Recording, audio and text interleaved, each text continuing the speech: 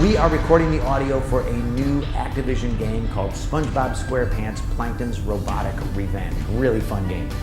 What the is this It's a below-average children's game at best, with no heart and no meat. I would avoid this stinker at all costs. Spongebob Squarepants, Plankton's Robotic Revenge was terrible. What was the whole point of this game? This game was obviously a cash grab. I don't get how a company could screw up this badly. Really fun game. Really fun game.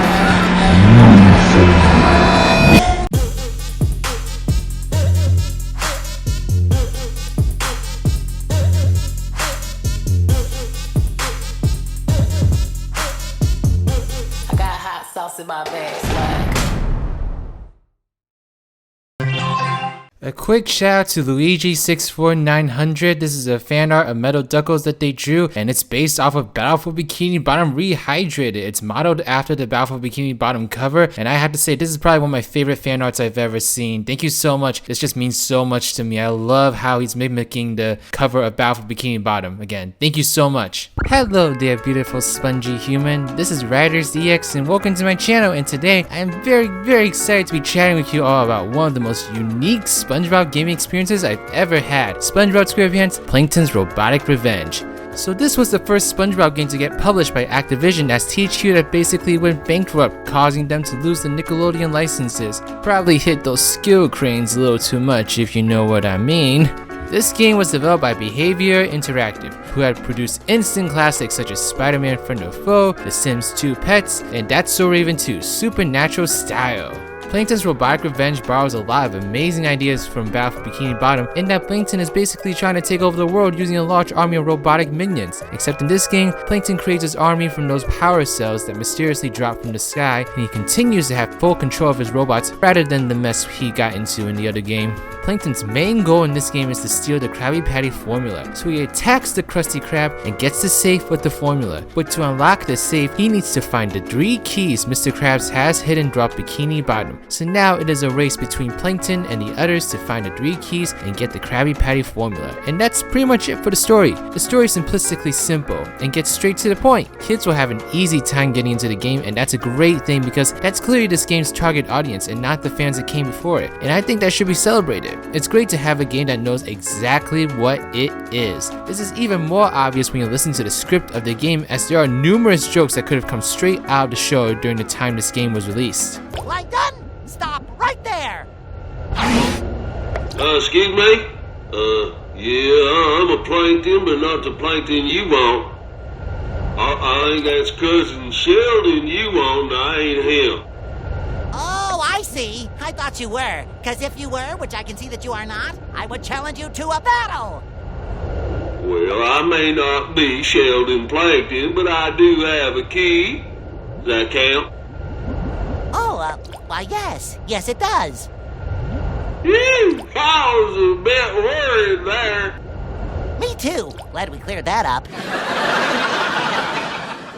These jokes are awkward and confusing, and I just think it's great that the game works so hard to maintain the same tone and writing as the show had during the time. But don't worry if you're an OG fan and want to get this game as well, because this game has a look that will most certainly make you nostalgic. Despite coming out on the PS3 generation, this game made the artistic decision to go for a look that was a cross between the PS1 and PS2 generation. So, for those of you that grew up with the games that came out 10 years before this game did, you're going to love just how much this game will remind you of those. The character models and environments all look like they were extracted from the previous decade, and it just warms my blind nostalgic heart. Just look at this blue jellyfish, for example. Looks like a sandwich. Behavior is just so creative with how they interpreted my favorite sea creatures, you know? It looks kinda like it did back then, but it has its own little weird twist to it that I just really appreciate. But what if you don't like SpongeBob at all? Well, then have no fear, because this game has something for you too. The music sounds like it was borrowed straight from the YouTube Music Library channel, which in other words, the music basically sounds nothing like SpongeBob music at all. However, I will say that there is some SpongeBob music that does come straight from the show as well, but they decided to use it in a comedic way by placing the music during situations where the music just does not fit at all. And I think it's a hilarious joke. Really funny. Yeah. For example, this is some of the music that plays during this chase scene from Plankton.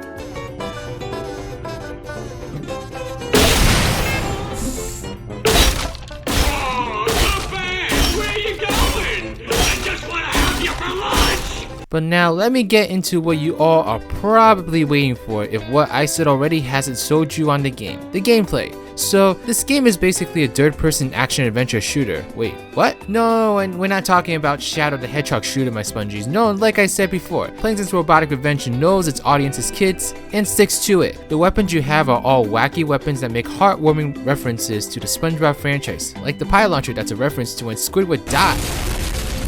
You use these weapons obviously to destroy enemies. Lots and lots and lots and lots of enemies. Seriously, how much free time does Plankton have? This is an impressive amount of junk he's created. Thankfully, the game makes sure that you are not overwhelmed with the number of enemies you must fight by making sure you constantly fight the same enemies that do not change their strategy for the whole game. This way, your kids won't get into any temper tantrums while playing the game since it holds their hands hostage. There are 3 roads in this game, each with 4 levels and a boss. Points for organization. This game takes an interesting direction of having the first 2 worlds being similar looking dark and gloomy environments, but then finishing off with good old Bikini Bottom to help motivate kids to walk towards the light. I think it's a great sign of consistency to have 2/3 of the game look the same so people can ease into the game, only to throw something completely different into your face in the last third to challenge players. The best part of this game is that it is a 4-player co-op game. This is great because now you can have friends help you fight through these hordes of enemies. The game doesn't get harder if you have friends join in, so it's guaranteed to be more fun. And it helps to teach the valuable lessons of teamwork to young, developing minds. It honestly makes me so proud. Besides the main attraction, the game also consists of these short segments where you are falling into a bottomless pit, similar to that one section in Creature from the Krusty Krab. The only difference here is that they're much more challenging as the character automatically moves in the direction you don't want them to go in. Take a look at this footage where I didn't move the controller once to see what I mean.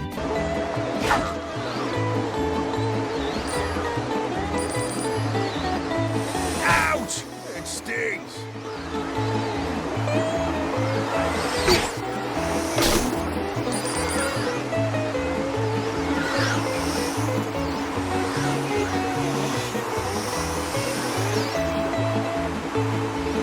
I think it's so impressive how Behavior tried their hardest to strike a balance between making sure kids aren't too frustrated about the game, yet simultaneously adding these impossible challenges to spice things up. The main campaign itself is only 3 hours long, so you can be sure you won't be sitting on your ass for too long playing this game. This is a great positive message to encourage gamers to go outside, get some fresh air, and swim with the fish. This game is one of the most unique experiences I have ever had with a SpongeBob game. And yeah, that's pretty much everything I have to say. Thank you so much, everyone. Please give this... Oh, 1 second. Hello? Hey Riders, I just saw your review. How? But I had one question for you. You didn't say if you buy the game or not, would you? Well, every game publisher has their own unique vision, and I thought it was very interesting to see how Activision and Behavior Entertainment put their own twist on SpongeBob. So do you think I should buy it? What? The game, should I buy the game? Well, purchasing games is completely dependent on the individual buyer and their current interest and situation. Well then, would you buy the game then? I already got it. Yes, I know, but if you went back in time and talked to yourself about buying this game, what would you tell them? Stop stalling. I would...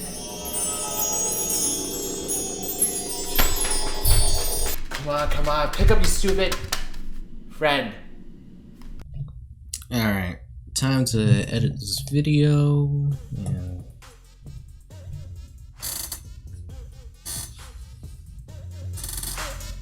sure. Hello. Dave, I just finished Plankton's Robotic Revenge. How'd you get my number? And I am freaking out. Why? Because I'm making a review on this thing and I can't find anything nice to say about this game.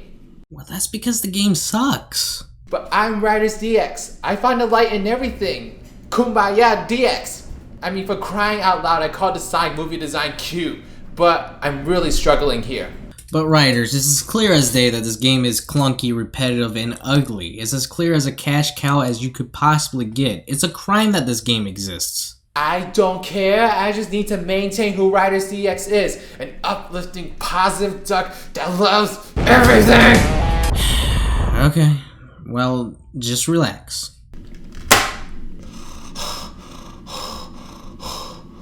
A little more. A little more. Good. Now empty your mind. Empty my mind. Empty your mind. Empty my mind. Empty your mind of everything but positivity. Positivity. Oh, and breathing. Oh, God. Do not forget about breathing.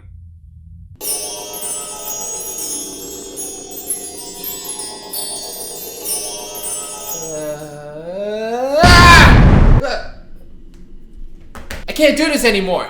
Here's the truth. This game is a pile of trash. It's monotonous, boring, tedious, repetitive, and a whole bunch of other adjectives I can't think of right now. The characters look lifeless, the writing is flat, and the environments are about as inspired as Davy Jones' locker. The game is a chore to play through as the developers basically made one section of a level and copy and pasted that throughout 15 short and tedious levels. The boss battles are even all the same dumbass looking robot that can't aim despite having the eye the size of Godzilla. The saddest thing about this game is that there didn't seem to be any love or respect for the franchise it was working with, and at the end of the day, it was a lazily made piece of garbage meant to make money from unsuspecting families.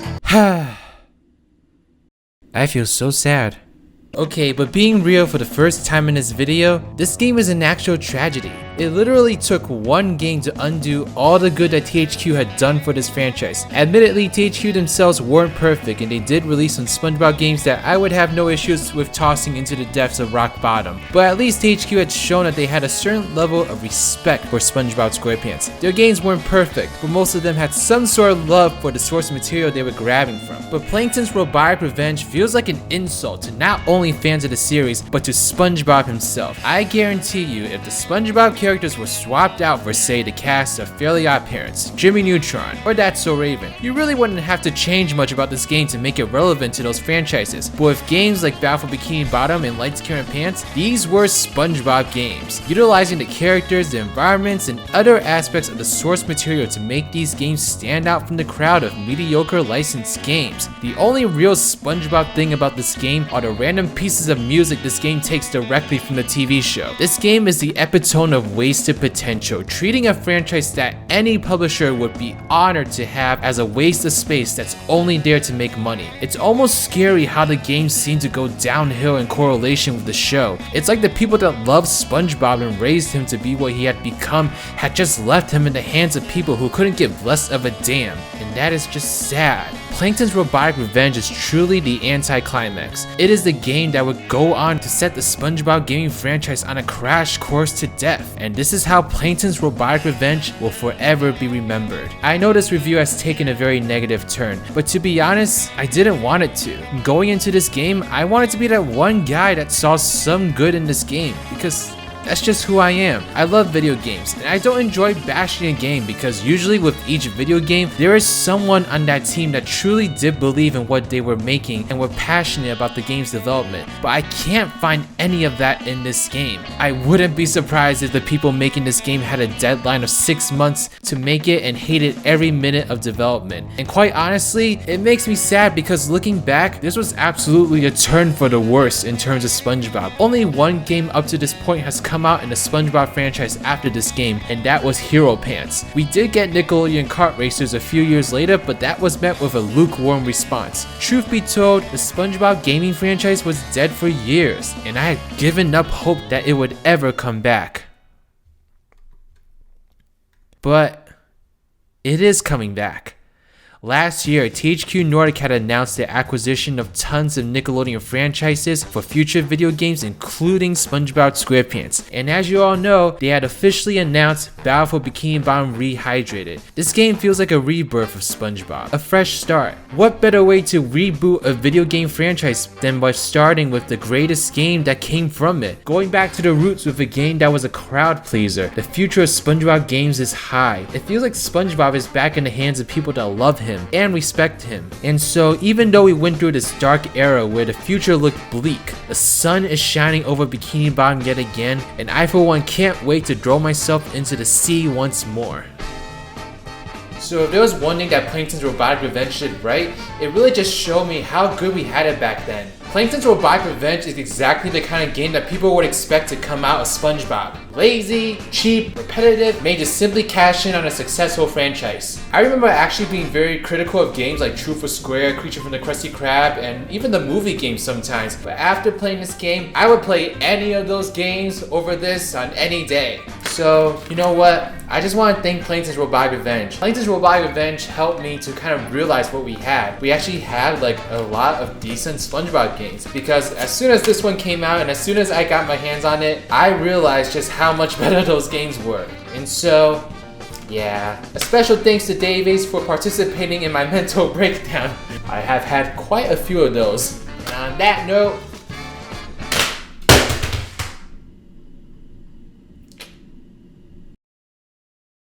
thank you so much for watching this review. I really appreciate it. Please give this video a thumbs up if you like it. Subscribe to my channel if you like videos like these and want to see more in the future. Follow me on Twitter or Twitch and join my Discord server, the Spongy Garden. A special shout out to Reese Gaming and Teen Rival Sonic Gaming, my patron and YouTube member. If you'd like to become either one and earn a lot of special perks, including seeing this review early, then please check out the links in the description box below. Alright, this is Riders, riding out.